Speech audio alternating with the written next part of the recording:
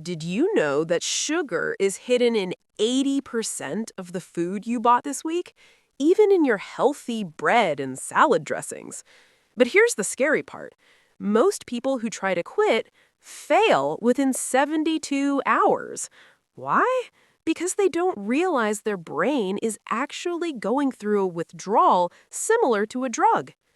In this video, I'm going to show you how to survive the sugar flu, how to handle social pressure when your friends force you to eat cake, and a secret $1 kitchen staple that kills cravings in seconds. If you've been feeling tired, bloated, or stuck, this 5-step plan is the reset your body is begging for. Let's reveal the truth. Step 1 is pure awareness, and honestly, it's going to make you a little angry. You think you're failing because you lack willpower. You don't. You're failing because you're being gaslit by the food industry. You aren't just eating sugar, you're being fed it under 100 different masks. Take the low-fat craze. It's the biggest marketing heist in history. When companies strip the fat out of your yogurt or peanut butter, it tastes like cardboard. To make it edible, they pump it full of sugar. In the US, a single serving of healthy fruit yogurt can have more sugar than a glazed donut. You think you're starting your day with a health win, you're actually starting it with a metabolic crash. And they're smart about it. They won't just list sugar. They use aliases. Look at your labels for the big 3 offenders: maltodextrin, dextrose, and high fructose corn syrup. There are over 60 different names for sugar used in U.S. manufacturing today. If you see fruit juice concentrate or cane crystals, don't be fooled. Your liver treats it exactly like white table sugar. Here's your field guide. Look at the ingredient list. By law, ingredients are listed by weight. If any form of sugar is in the top 3 ingredients, put it back on the shelf. That's not a meal. That's a dessert wearing a healthy costume. It's designed to keep you addicted, hungry, and coming back for more. Here's your mission for the next 24 hours. Don't change a single thing you eat. Just read every single label. If you find sugar in something that was supposed to be salty, like your bread, your pasta sauce, or your beef jerky, drop a comment below.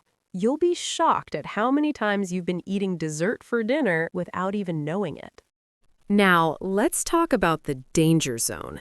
If you've ever tried to quit sugar and failed on day 3, I want you to listen closely. It wasn't your lack of willpower, it was your biology.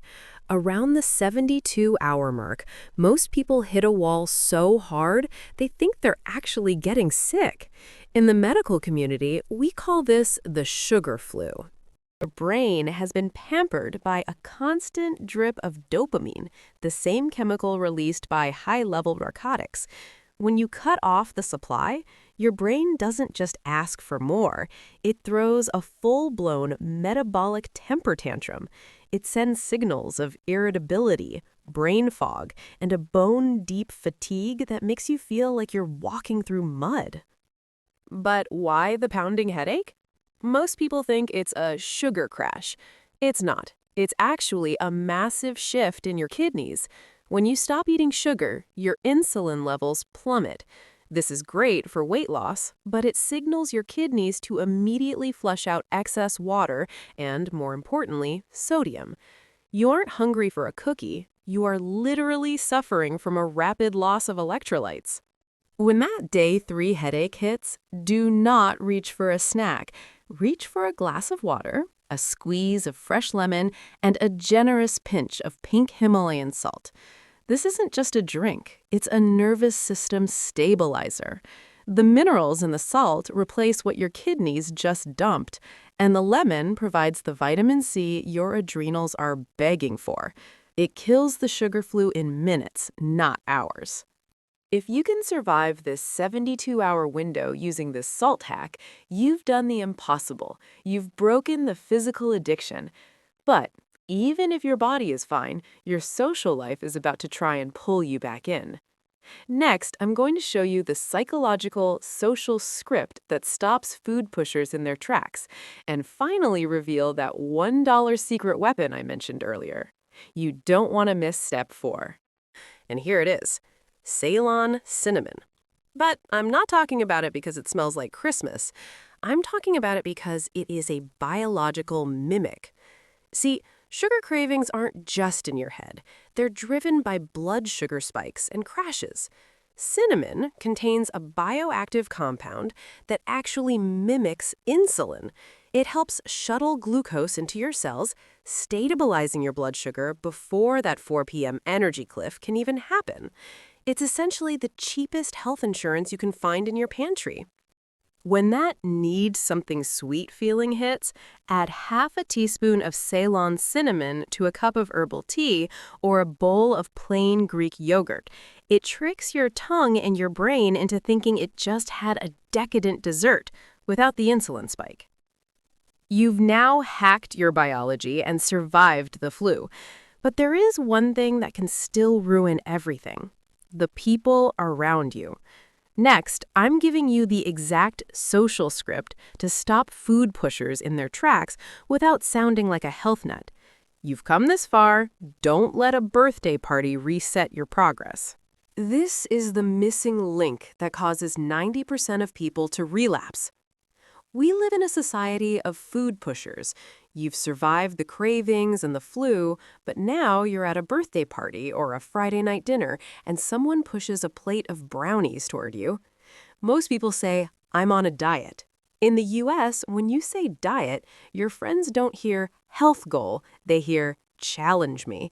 They'll tell you, "It's just one bite," or "You look fine, you don't need to lose weight." They will break your willpower until you cave. You need a medical boundary. Next time, use this exact script. "I'd honestly love to, but I've realized sugar triggers some pretty bad inflammation or migraines for me, so I'm staying away today." The result? Total silence. People will argue with your vanity, but they will never argue with your biology. It ends the pressure instantly, without making things awkward. You've mastered the social game, but there is one final trap waiting for you in the grocery aisle: the zero sugar lie. If you think Diet Coke is your safe space, you're in for a shock. Let's look at the final step to resetting your brain forever. People swap sugar for zero sugar sodas. Here's the reality: aspartame and sucralose are up to 600 times sweeter than table sugar. Even if they have 0 calories, they keep your brain's sweetness threshold at an all-time high. You aren't quitting the addiction, you're just keeping it on life support. But if you commit to a total reset, something miraculous happens around day 10. Your taste buds actually regenerate. This is the biological reset. Suddenly, a simple organic strawberry starts to taste like a gourmet dessert. A plain almond begins to taste sweet. You aren't restricting yourself anymore because your brain finally stops screaming for artificial hits. You'll realize you don't need the sugar because you can finally taste real food for the first time in years. Now I tell you 5 easy steps that help you to quit sugar. Start your day right. Morning is where a lot of hidden sugar sneaks in: cereal, jam, toast. Instead, build a breakfast with protein and fiber like eggs or beans. It'll keep your energy steady. Fix your drinks. Drinks are one of the biggest sugar traps. Instead of sodas or iced coffees, try water, homemade iced tea, or hibiscus drink. The pause rule. Whenever I crave sweet foods, I pause and ask, am I hungry, am I thirsty, or is it about comfort? Set up your environment.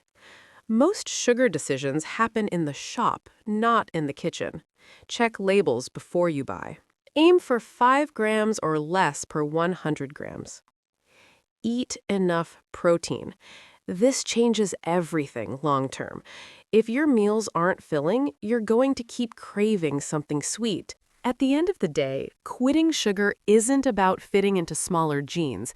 It is the single most aggressive thing you can do for your longevity, your skin health, and your mental clarity. You're not just cutting out a food, you're cutting out the brain fog that's been holding you back from your best self. But big changes start small. So here's our contract. I want you to go completely sugar-free for just the next 24 hours. No stealth sugars, no diet sodas, just real whole food.